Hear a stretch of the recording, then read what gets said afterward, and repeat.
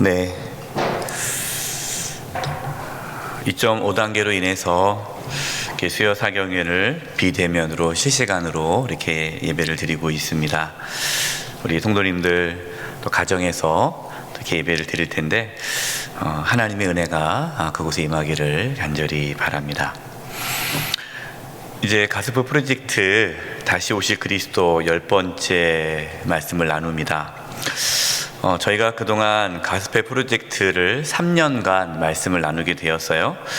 구약부터 시작해서 이제 오늘 요한계시록 이제 말씀이 시작이 됩니다. 오늘 포함해서 총 4번 4주에 걸쳐서 요한계시록 말씀을 나누게 되면 3년간 했던 가스페 프로젝트를 마치게 됩니다. 요한계시록 말씀을 우리가 이제 나누기 전에 요한계시록 좀 설명을 드리도록 할게요. 많은 분들이 이 요한계시록에 대해서 오해를 하고 있습니다. 어떤 오해냐면 이 요한계시록 해석하는 부분에 있어서 단순한 어떠한 숫자라든가 어떠한 상징적인 의미들을 자기 마음대로 해석을 해서 이단들이 많이 이렇게 이용하는 그러한 성경이 요한계시록입니다. 요한계시록을 이렇게 해석을 잘 해야 되고요, 바르게 이해를 해야 되는데 또 배경을 요한계시록을 기록했던 요한의 그 상황과 또 이 당시의 배경을 이해하면은 요한계시록 말씀을 좀 더 쉽게 이해할 수가 있습니다. 이 당시 이 요한계시록 이 당시에 로마 황제는 도미티안이었습니다. 이 도미티안 황제는 자신이 신이다라고 주장한 황제 중에 한 사람이에요. 로마 시대 때 보통은 이제 이 황제가 죽으면 신격화하는데 살아있을 때 자기가 신이다 말했던 황제가 몇 사람이 있습니다.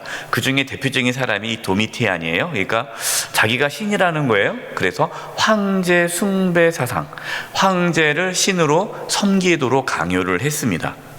그러다 보니까 이제 예수님을 믿는 자들은 황제를 주라 고백할 수가 없어서 많은 박해를 받게 되었습니다. 그러니까 도미티안이 로마 황제로 있었을 때 이때 많은 박해가 있었습니다. 그리고 이제 요한도 그 박해로 인해서 patmos섬에 유배를 가게 되죠. 이 patmos섬은 어떤 곳이냐? 정치 수용소, 한마디로 정치 수용소가 있는 유배 가는 섬입니다. 다 돌로 이렇게 이루어진 척박한 섬인데요. 요한은 이 유배를 받아서 그 patmos섬에 있으면서 지금 박해 중에 있는 교회, 박해를 받고 있는 교회에 주시는 하나님의 말씀을 계시를 받고 기록한 것이 요한계시록입니다. 요한계시록에는 하나님께 소아시아 7교회에게 주는 말씀이다라고 합니다.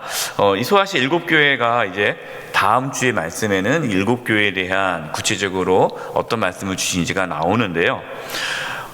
그렇게 오해하시면 안 돼요. 소아시아 7교회만 주시는 말씀이냐라고 생각하면 안 되고요.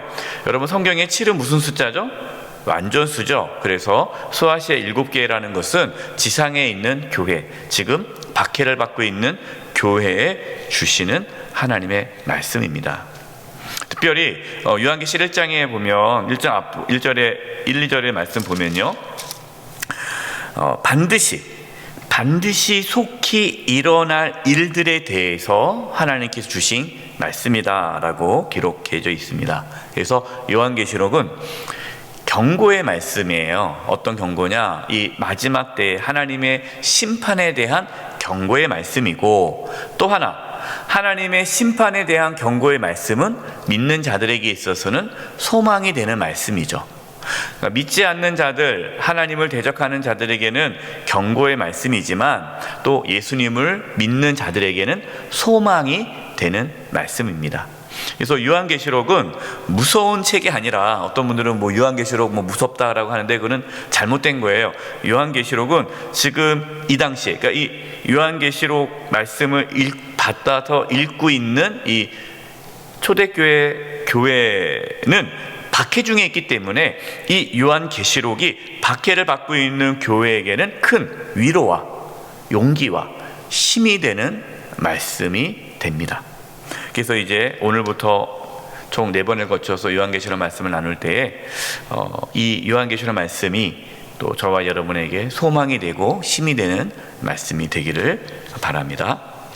요한과 인자 같은 이라는 제목으로 이제 볼 텐데 1번입니다. 예수님이 영광 가운데 임하십니다. 예수님이 영광 가운데 임하시는 거예요. 1번. 요한은 하나님을 어떻게 소개하고 있습니까? 그러니까 요한이 하나님에 대해서 이렇게 말씀을 전하고 있는데 이것이 요한계시록 1장 4절과 6절입니다. 요한은 아시아에 있는 7교회에 편지하노니 7교회예요. 7개 편지하는데 자 보세요. 이제도 계시고 전에도 계셨고 장차 오실 이분이 누구십니까? 성부 하나님을 말씀하고 있어요. 그러니까 성부 하나님. 그러니까 요한은요 성부, 성자, 성령 하나님에 대해서 설명을 하고 있고 소개를 하는데 제일 먼저 성부 하나님. 성부 하나님이 어떤 분이시라고요? 이제도 계시고 전에도 계셨고 장차 오실 이라고 표현하고 있어요. 그러니까 하나님은 예전부터 지금까지 또 앞으로도 계실 뿐만 아니라 여기서 중요한 말이 나오죠. 장차 오실 이라고 표현하고 있어요. 장차 오신다라는 것은 하나님이 왜 오십니까? 세상을 심판하러 오시는 거죠. 그래서 성부 하나님에 대해서 심판주로 표현하고 있고요. 또 세상은 심판하지만 우리는 그것이 무엇입니까? 구원이죠. 그래서 우리는 구원을 받는 것이고 세상은 심판을 받는 거예요. 그래서 지금 박해를 받고 있는 교회 성도들에게 우리가 지금은 박해를 받고 있지만 하나님께서는 장차 오실 분이시다. 하나님은 세상을 심판하시고 우리를 구원할 분이시다라는 것을 말씀하고 있는 거예요. 그 다음에 두 번째, 그의 보좌 앞에 있는 7 영과 이 하나님 보좌 앞에 있는 7 영은 누구를 뜻할까요? 성령 하나님, 성령님을 뜻해요. 왜 7 영입니까? 이렇게 얘기하시는 분이 있어요. 그럼 성령님이 7분입니까? 그 뜻이 아니에요. 성경에 7이라는 숫자는 완전수 아닙니까? 그래서 7 영은 완전한 영, 하나님의 성령을 표현하는 거예요. 그래서 7 영은 성령님을 뜻하는 겁니다. 그 다음에 5절입니다. 또 충성된 증인으로 죽은 자들 가운데서 먼저 나시고 땅의 임금들의 머리가 되신 예수 그리스도. 예수님이 누군지를 이제 밝혔죠. 죽은 자 가운데서 나시고, 그러니까 부활하신, 부활의 첫 열매가 예수님 아닙니까? 부활하시고 땅의 임금들의 머리가 되신 예수님이 부활하시고 승천하셔서 모든 만물의 주가 되시지 않았습니까? 그걸 지금 표현하고 있는 거예요. 지금 땅의 임금인 그 로마 황제가 여러분을 죽이고 박해한다 할지라도 두려워하지 말아라. 지금 로마 황제가 주가 아니라 예수님이, 부활하신 예수님이 우리의 주가 되신다, 만왕의 왕이시다라는 것을 지금 말씀하고 있는 거죠. 그러니까 성부, 성자, 성령 하나님, 성부 하나님, 성령 하나님, 성자 예수님으로 말미암아 은혜와 평강이 너희에게 있기를 원하노라. 지금 은혜와 평강이 있어야 돼요. 제가 요즘에 이제 우리 성도님들에게 이렇게 제가 문자를 보내거나 글을 쓸 때 평강이라는 단어를 참 많이 씁니다. 평강. 왜 그럴까요? 우리에게 평강이 필요하지 않습니까? 지금 이 박해받고 있는 성도들에게는 평강이, 샬롬, 평강이 필요해요. 그 평강이 어디서부터 오는 거예요? 하나님으로부터 평강이 오는 거예요. 하나님으로부터. 이 은혜와 평강이 너에게 있기를 원하노라. 저는 기도합니다. 하나님의 평강이, 하나님 은혜와 평강이 저와 여러분 가운데 있기를 간절히 바랍니다. 우리는 그걸 누려야 돼요. 그러면서 보십시오. 우리를 사랑하사 그의 피로, 그의 피는 누구 피입니까? 예수님의 피죠. 예수님의 피로 우리 죄에서 우리를 해방하시고, 우리가 지금 박해를 받고 있지만 우리는 이미 하나님의 사랑을 받아 죄사함의 은혜를 받았다. 예수님의 피로 죄에서 우리를 해방시켜 주셨다. 그 구속의 은혜, 죄사함의 은혜를 잊지 말아라. 6절입니다. 그의 아버지 하나님을 위하여 우리를 나라와 제사장으로 삼으신 그에게 영광과 능력이 세세토록 있기를 원하노라. 하나님께서, 성부, 성자, 성령 하나님께서 우리를 죄에서 해방시키시고 죄사함을 주시고 하나님의 자녀 삼아 주셔서 우리에게 어떠한 사명을 주셨습니까? 하나님의 나라와 제사장으로 삼으셨다. 이게 우리의 사명이에요. 하나님의 나라, 우리가 하나님의 통치와 다스림을 이 땅 가운데에 이루는 삶을 하나님께서 허락해 주셨다. 하나님의 나라를 이 땅 가운데 이루도록 저와 여러분을 부르셨다라는 거고요. 제사장으로 삼으셨다. 여러분, 제사장의 역할이 뭡니까? 하나님과 백성들을 화목하게 하는 게 제사장의 역할이잖아요. 우리를 통해서 세상이 하나님과 화목하게 하는 이 중보자의 사역을 우리에게 주셨다라는 거예요. 누구를 위하여? 하나님을 위하여라는 거예요. 여러분, 기억해야 됩니다. 우리가 하는 모든 사역들, 우리가 하는 모든 일들은 누구를 위해서 해야 돼요? 하나님을 위해서 해야 돼요. 자기를 위해서는 하면 안 돼요. 하나님을 위해서 우리에게 주신 사명을 감당하는 거예요. 어떤 분들은 겉으로는 하나님을 위한다 하지만 자기를 위해서 일을 하시는 분들이 있어요. 여러분, 그것은 잘못된 거죠. 두 번째, 요한은 왜 밤모섬에 있습니까? 9절에서 11절 말씀을 보니까 나 요한은 너희 형제여 예수의 환난과 나라의 참음에 동참하는 자라. 지금 요한이 이렇게 고백해요. 나는 어떤 자라는 겁니까? 예수님의 환난과 참음에 동참하는 자라. 요한이 밤모섬에 왜 들어갔어요? 그 이유는 복음을 전했기 때문이에요. 복음을 전하니까 그 다음 계속 읽겠습니다. 하나님의 말씀과 예수를 증언하였으므로 말미암아 밤모라 하는 섬에 있었나니. 여러분, 요한은요 자기가 잘못해서 지금 밤모섬에 갇힌 게 아니에요. 복음을 전하다가, 예수님을 전하다가 박해를 받은 거예요. 여러분, 그리스도인은 어떤 자입니까? 이 땅에서 그냥 잘 먹고 잘 사는 게 관심 있는 사람들이 아니에요. 우리 그리스도인들은 정말 예수님을 전하다가 예수님과 함께 박해받는 자들입니다. 고난과 환난의 참음에 동참하는 자예요.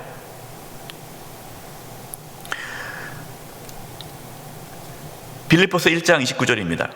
그리스도를 위하여 너에게 은혜를 주신 것은 다만 그를 믿을 뿐 아니라 또한 그를 위하여 고난도 받게 하려 하심이라.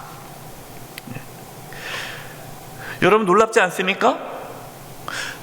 지금 요한은 예수님을 전하다가 밤모섬에 유배를 당했어요. 유배.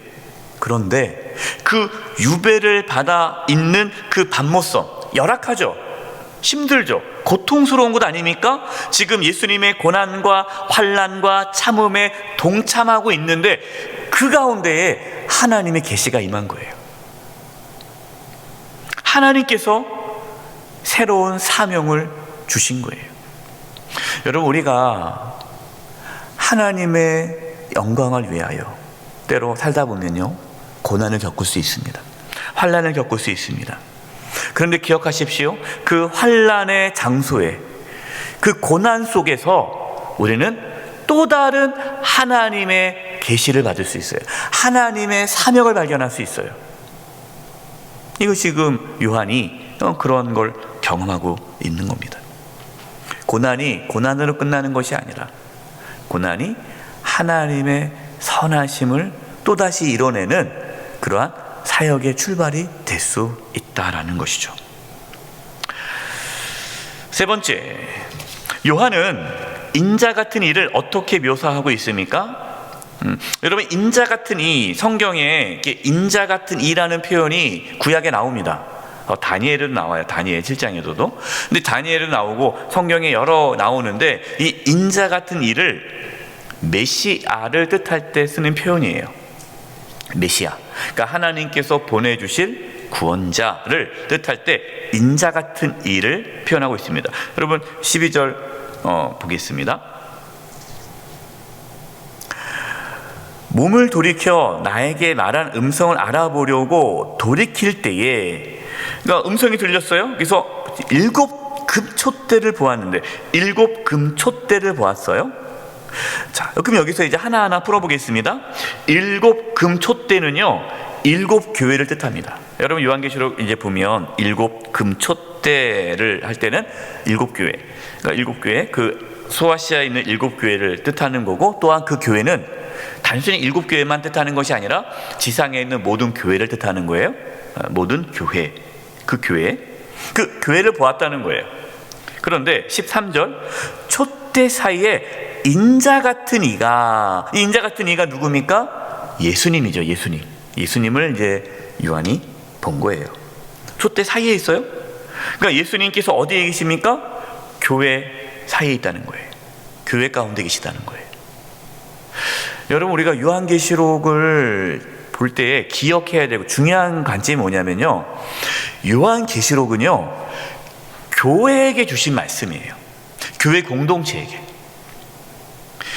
물론 뭐 개인에게 주신 말씀이죠. 그러나 기본적으로 이 요한계시록은 교회 공동체에게 주신 말씀이라는 거예요. 그만큼 하나님께서는 교회 공동체를 사랑하시고 교회를 지키기를 원하시고 교회를 통해서 하나님 일하시고 교회를 통해서 말씀하신다는 거예요. 어떤 분들은 뭐 교회 뭐가 필요 있어, 그냥 나 혼자 뭐 신앙생활 열심히 할래. 여러분, 잘못된 신앙이에요. 성도는요 교회 공동체를 떠나서는 온전한 신앙을 가질 수 없습니다. 하나님께서 그렇게 교회 공동체 안에서 우리의 신앙을 하나님은 세워가세요. 그걸 기억하셔야 돼요. 그 촛대 사이에 인자 같으니 예수님이 계시는데, 자, 여러분 예수님을 이제 표현하는데요, 발에 끌리는 옷을 입고 그랬어요. 발에 끌리는 옷. 여러분이 이 발에 끌리는 옷이라는 것은 지도자를 뜻합니다. 그리고 제사장이 이렇게 끌리는 옷을 입어요. 그래서 지도자, 어떠한 대제사장을 의미하는 겁니다. 그러니까 예수님이 지금 만왕의 왕이시고 지도자라는 것을 표현하고 있는 거예요. 여러분이 이제 성경에 지금 요한이 상징을 쓰고 있습니다. 상징?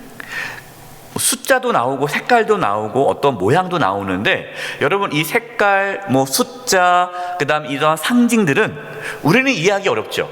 그러나 이 당시 1세기, 이 당시 이 초대교회 당시의 사람들은 이해할 수 있는 그러한 언어들이에요. 숫자가, 색깔과 상징들은 그들은 이해할 수 있는 거예요. 그래서 우리가 요한계시록을 볼 때 1세기, 그러니까 이 성경이 이 요한이 썼던 이 시대의 사회에서 이해하고 있는 색깔과 숫자와 상징들을 우리가 공부를 해야 돼요.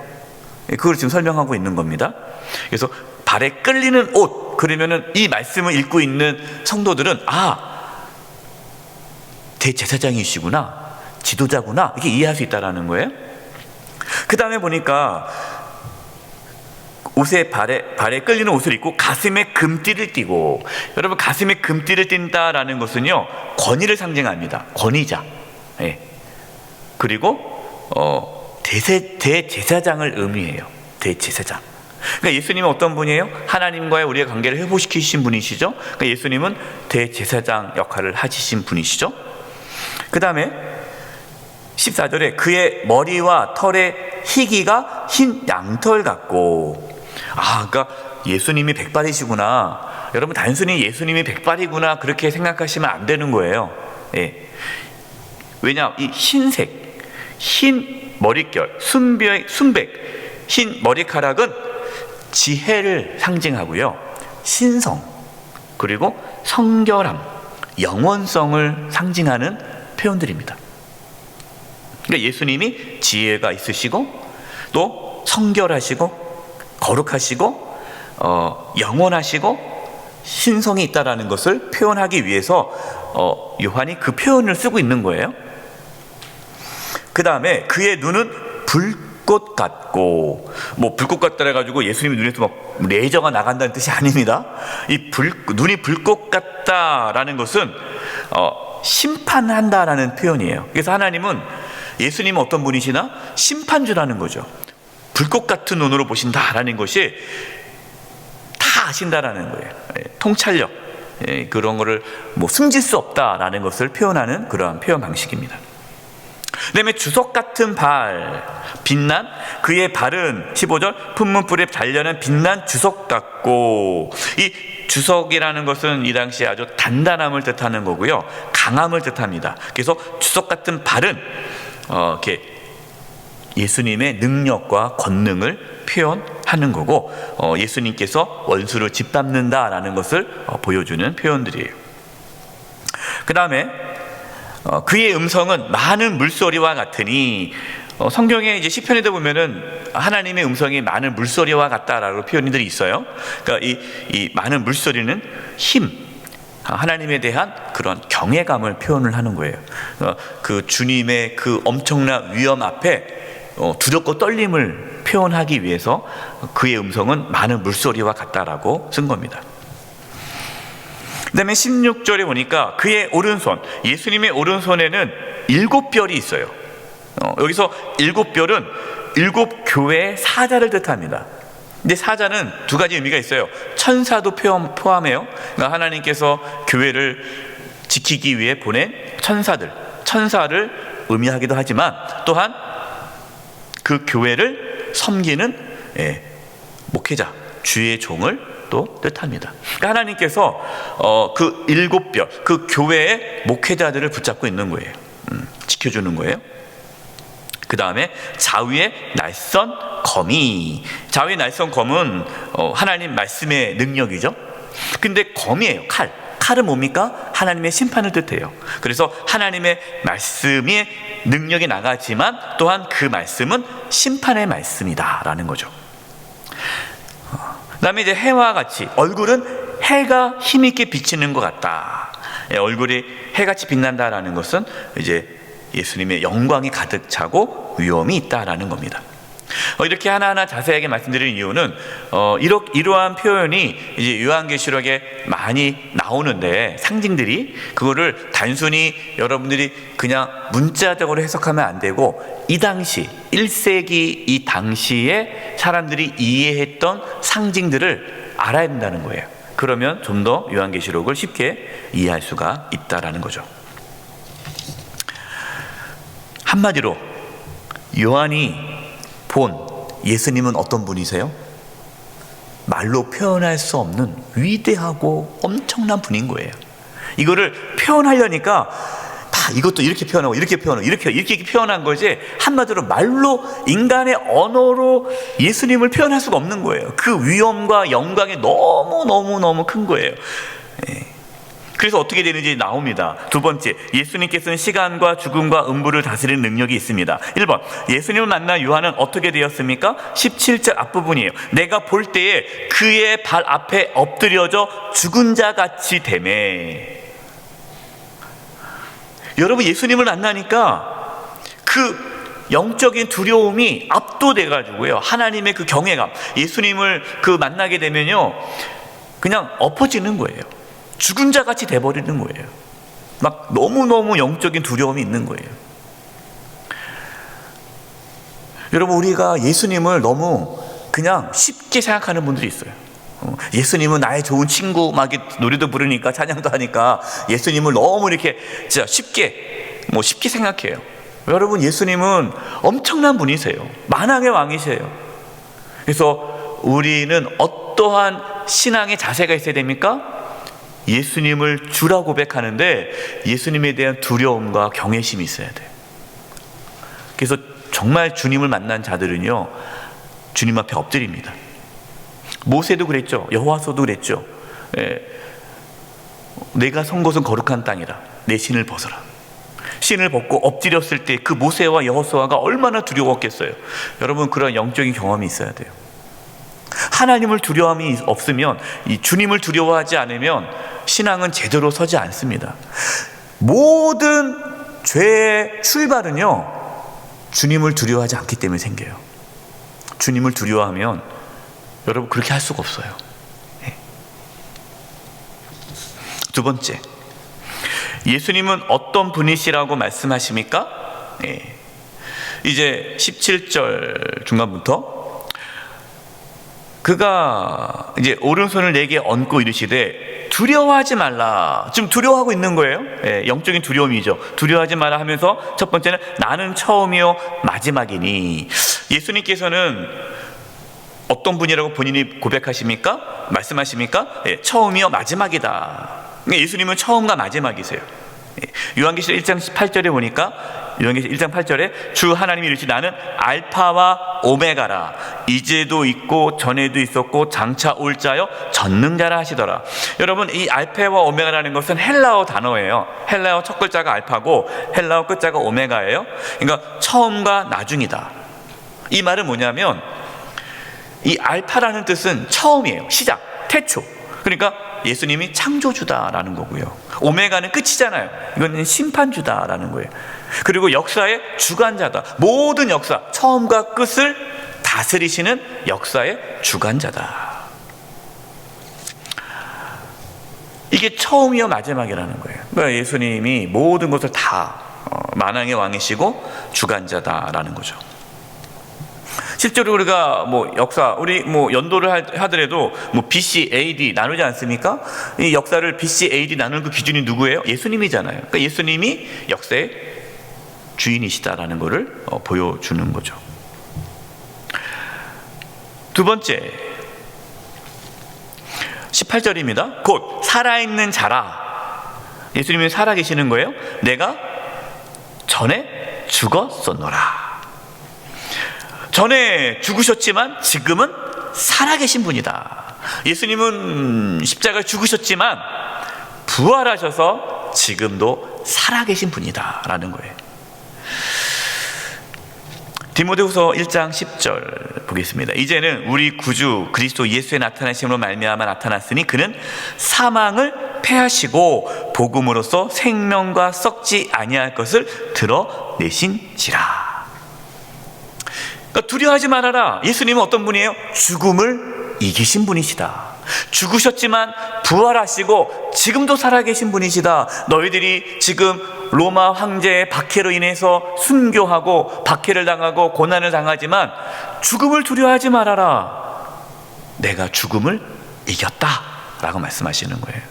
여러분, 저와 여러분에게는 예수 그리스도의 생명이 있습니다. 우리는 복음으로 이미 죽음을 이긴 자예요. 죽음을 이긴 자예요. 그렇기 때문에 두려워할 필요가 없다라는 것이죠. 세 번째, 18절에 이제 세세토록 살아있어. 그러니까 예수님은 영원토록 살아계셔서 사망과 음부의 열쇠를 가져노니.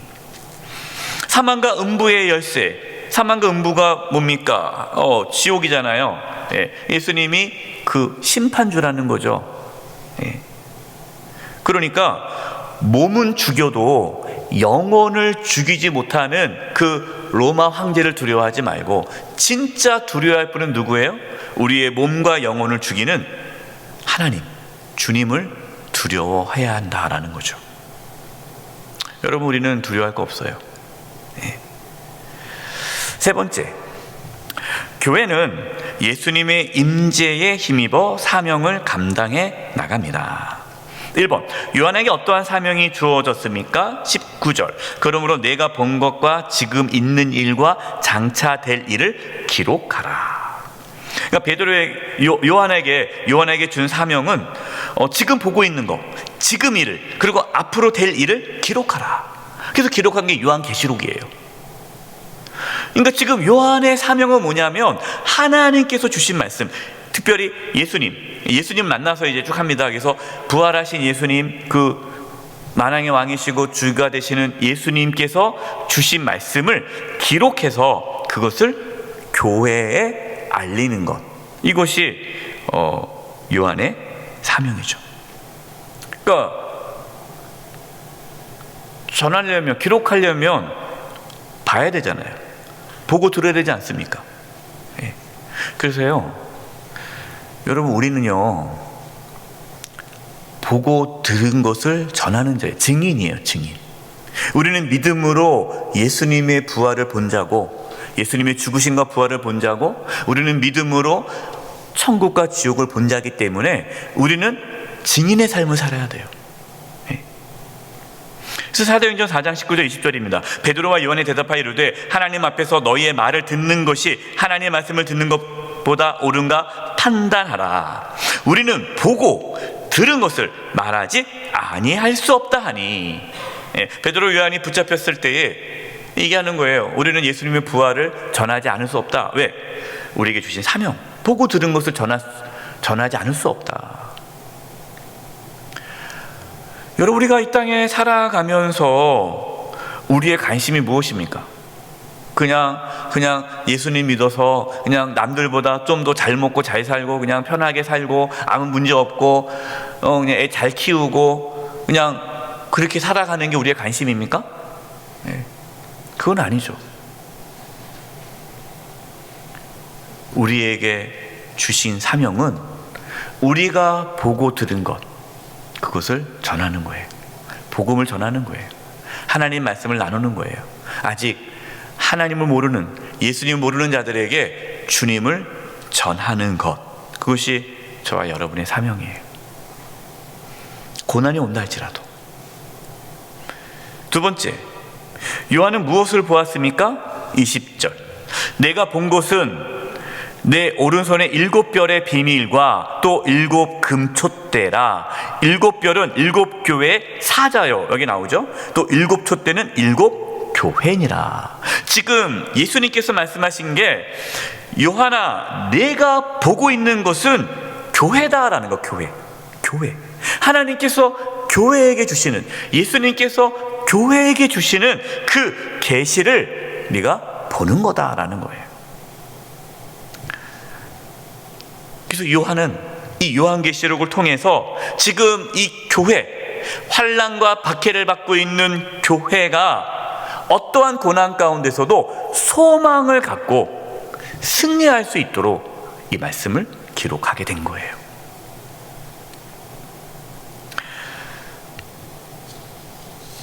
저와 여러분의 사명은 교회를 든든히 세우는 데 있습니다. 어떤 분들은 교회를 무너뜨리는 분들이 있어요. 교회 와가지고 막 누구 흉보고 막 수근수근거리고 분열하고 다투고, 꼭 그런 분들 있잖아요. 이렇게 무슨 일이 생기면은 부정적인 얘기를 하고, 깎아내리고. 여러분이 그것은 정말 교회를 세워야 되는데 교회를 무너뜨리는 것은요, 이거는 정말 하나님의 엄청난 심판이 있어요. 하나님의 관심, 예수님의 관심은 주님의 몸된 교회를 세우는 데 있습니다. 세우는 데 있어요. 그래서 우리는 코로나19라는 이 엄청난 환난 가운데서도 우리 교회가 든든히 세워질 수 있도록 기도하고 힘쓰는 거예요. 우리 각자 주신 사명대로 살아가는 거예요. 한종 직분자들은 그 한종 직분자답게 주의 몸된 교회가 든든히 세워질 수 있도록 애쓰는 거예요.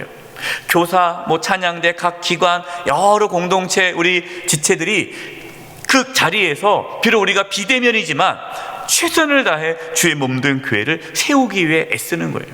우리 목회자들도, 교육자들도 다른 게 아니죠. 주의 몸된 교회를 세우기 위해 애쓰는 거예요. 여러분, 어떻게 우리에게 주신 그 교회를 지키고 교회를 든든하게 세워나갈 수 있을까요? 우리가 어떻게 그 사명을 감당할 수 있습니까? 세 번째, 그리스도인은 어떻게 사명을 감당할 수 있습니까? 마태복음 28장 20절. 내가 너에게 분부한 모든 것을 가르쳐 지키게 하라. 볼지어다 내가 세상 끝날까지 너희와 항상 함께 있으리라 하시니라. 주님이 우리와 함께 하십니다. 그것을 경험할 때에 우리는 사명을 감당할 수 있어요. 그러니까 지금 요한이 그 주님을 만나지 않습니까? 보지 않습니까? 주의 영광을 지금 경험하고 있지 않습니까? 그것을 통해서 주의 사명을 감당하고 있는 거예요. 마지막 때, 우리 지금 마지막 때에 살고 있어요. 예수님 언제 오실지 모릅니다. 우리 가운데 여러 가지 환난과 박해가, 물론 박해는 없지만 여러 가지로 환난이 있죠. 정말 믿음의 길을 걸어가기에 쉽지 않은 이러한 상황에 놓여져 있어요. 여러분, 우리가 어떻게 살아가야 될까요? 예수님을 만나고 주님과 함께 하면서 주의 몸된 교회를 든든하게 세워가는 것, 그것이 저와 여러분에게 주신 사명입니다. 우리 함께 기도하고 이제 마치려고 하는데요. 요한계시록이 지금 이 마지막 때에 정말 우리가 다시금 묵상해야 할 말씀입니다. 이렇게 기도했으면 좋겠습니다. 하나님께서 교회에게 주신 말씀이 요한계시록인데, 우리가 요한계시록 말씀을 통해서 하나님의 그 마음을 깨닫게 해주시고, 또 하나님께서 예수님의 핏값으로 산 주님의 몸된 교회를 든든히 세우는데 우리를 사용하여 주시옵소서. 우리에게 성령의 충만함 가운데 그런 일 감당할 수 있게 주시옵소서. 잠깐 우리 그 부분을 위해서 합심해서 기도하고 제가 마침 기도함으로써 수요 사기를 마치겠습니다. 합심해 기도하겠습니다. 하나님 아버지, 시간 기도합니다. 아버지 하나님 도와주시옵소서. 아버지 하나님, 저희 이 마지막 때에 하나님 아버지 이 환난의 때에 정말 저희들 교회를 위하여 헌신하게 도와주시고 주의 몸된 교회를 위하여 애쓰고 섬길 수 있도록 도와주시옵소서. 교회를 넘어뜨리는 모든 악한 세력들을 막아주시고 회방형들을 막아주시고 저희 영세교회가 든든히 세워지게 도와주시고 한국교회가 든든히 세워질 수 있는 은혜가 있게 하여 주시옵소서. 아버지 하나님, 우리 성도님들 한 사람 한 사람이 예수님을 만나기를 원합니다. 예수님을 깊이 만나기를 원합니다. 주의 임재 가운데 주의 주신 사명을 감당하기를 원합니다. 하나님 도와주셔서 아버지 이 환난의 때에 저희 영세교회가 든든히 세워져가는 은혜가 있게 하여 주시옵소서. 하나님 아버지, 이제 오늘부터 4주간 요한계시록 말씀을 통하여 이 마지막 때에 교회에게 주시는 주님의 음성을 듣고자 합니다. 저희들을 불러주셨사오니 주의 몸된 교회를 위하여 충성하고 헌신하게 도와주시고 이 환난의 때에 저희 영세교회가 든든히 세워져 가고 또 한국교회가 든든히 세워져 가는 은혜가 있게 하여 주시옵소서. 예수님의 이름으로 기도드립니다. 아멘.